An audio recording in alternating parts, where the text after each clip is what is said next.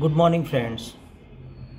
Unit number 6 the night train at Deoli એની આપણે ચર્ચા કરતા હતા. જોઈએ હવે આગળ આપણે. She did not start selling baskets. જ્યારે એક બાસ્કેટ સેલિંગ ગર્લ પ્લેટફોર્મ પર આવી ત્યારે એણે ટોપલીઓ વેચવાનું બંધ કર્યું. But came straight to the tea stall. Straight એટલે સીધું. તે સીધી ચાની દુકાને આવી. Her dark eyes were suddenly filled with light. તેની કાળી આંખો અચાનક એની આંખોમાં ચમક આવી. We said nothing for some time. થોડી વાર માટે લેખક અને એ છોકરી કશું જ બોલ્યા નહીં. બટ એ શું છે? વિરોધાભાસ બતાવે છે. વી સ્પોક વિધાઉટ વર્ડ્સ. પણ અમે સહેજ પણ બોલ્યા વગર ઘણી બધી વાતો કરી લીધી. આઈ felt the impulse two put Har on the train there and then. તો લેખકને એ જ વખતે તેને ગાડીમાં બેસાડીને પોતાની સાથે લઈ જવાની ઈચ્છા થઈ. Take her away with me. I could not bear the thought of watching her vanish into the darkness of Deoli station.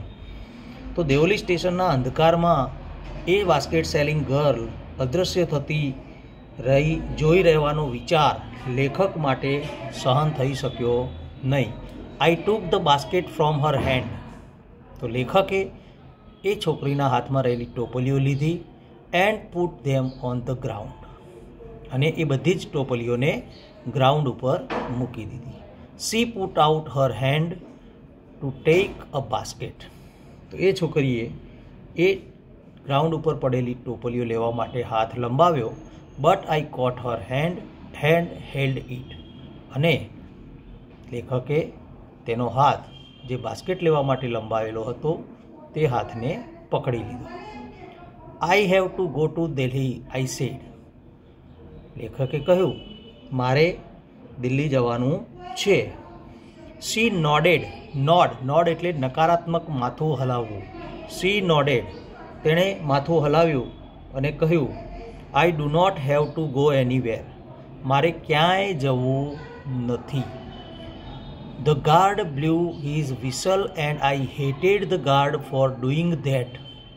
તો એ જ સમયે ગાર્ડે પોતાની વિસલ વગાડી એટલે કે સિસોટી વગાડી. અને આમ કરવા માટે લેખકને તેના ઉપર થોડો ગુસ્સો આવ્યો, તિરસ્કાર કર્યો. હેટ એટલે તિરસ્કાર કર્યો. I will come again I said. લેખકે એ છોકરીને કહ્યું, હું ફરી પાછો આવીશ. Will you be here. શું તું અહીંયા હઈશ? જ્યારે હું પાછો આવીશ ત્યારે તું અહીંયા હઈશ? C nodded.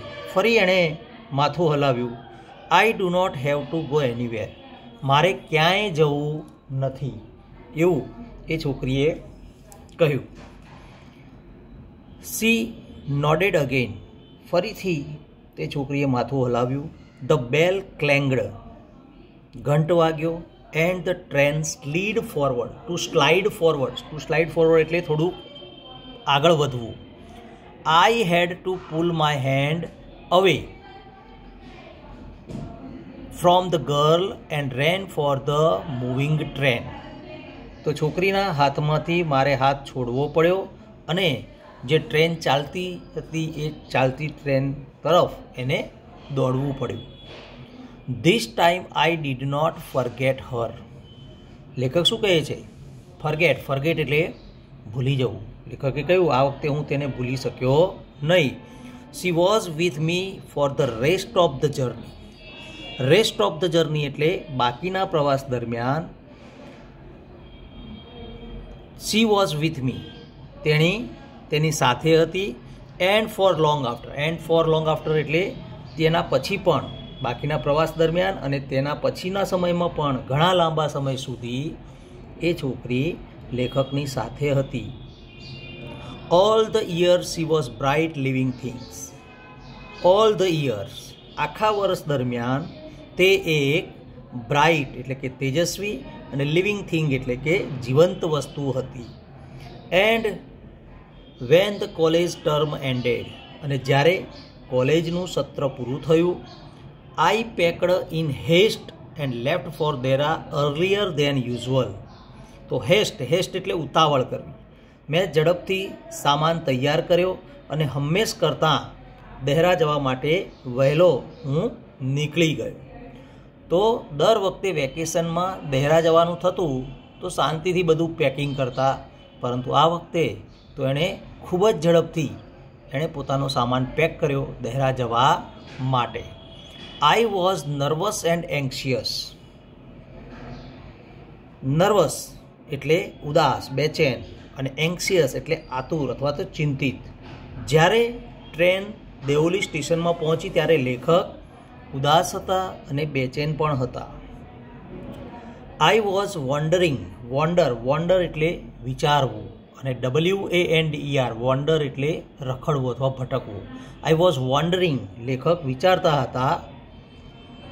What I should સે ટુ ધ ગર્લ, મારે એ છોકરીને શું કહેવું જોઈએ. And what I should do, અને મારે શું કરવું જોઈએ એવું લેખકના મનમાં વિચાર આવતો હતો. આઈ વોઝ ડિટરમિન્ડ, લેખકે નક્કી કરી દીધું હતું, મક્કમતાપૂર્વક નક્કી કર્યું હતું that I wouldn't stand helplessly before her, કે હું તેની સામે નિસહાય અથવા તો અસહાય બનીને ઊભો રહીશ નહીં, એવું લેખકે નક્કી કરી દીધું હતું. The train came to Deoli. Train Deoli પહોંચી. And I looked up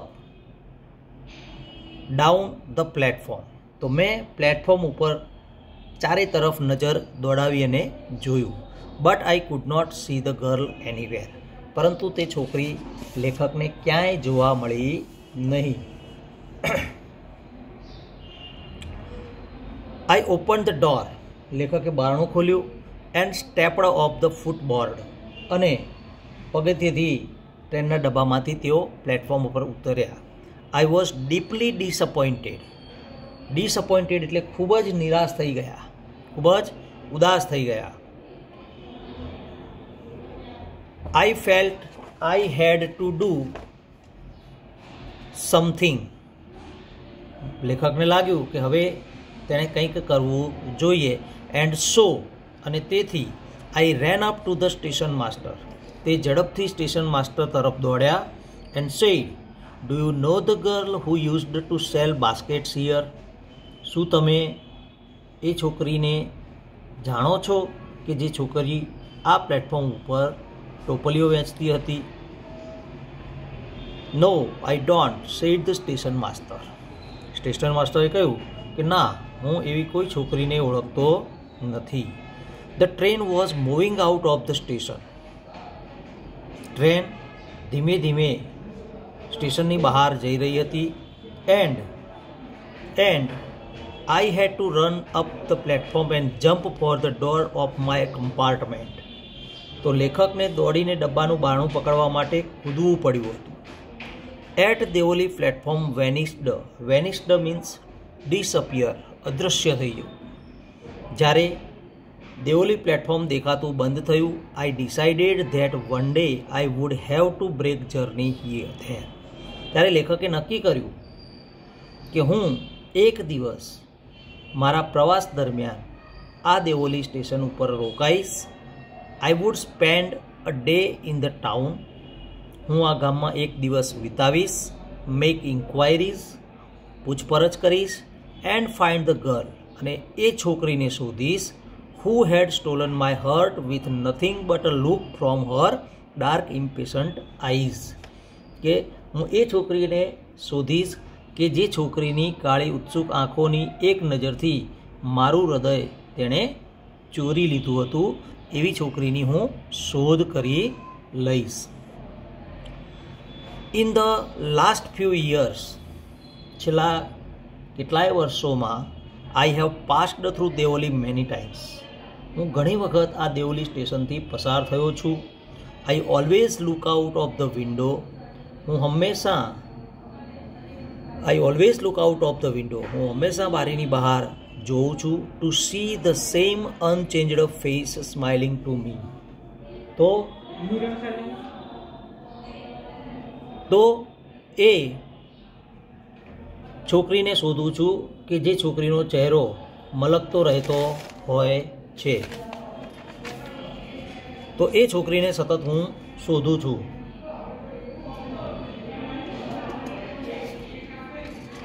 I always look out of the window to see the same unchanged face smiling to me.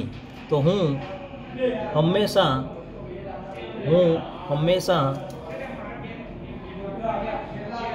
એ છોકરીને શોધું છું કે જે છોકરીનો ચહેરો હંમેશા મલકતો રહે છે. But I will never break journey there.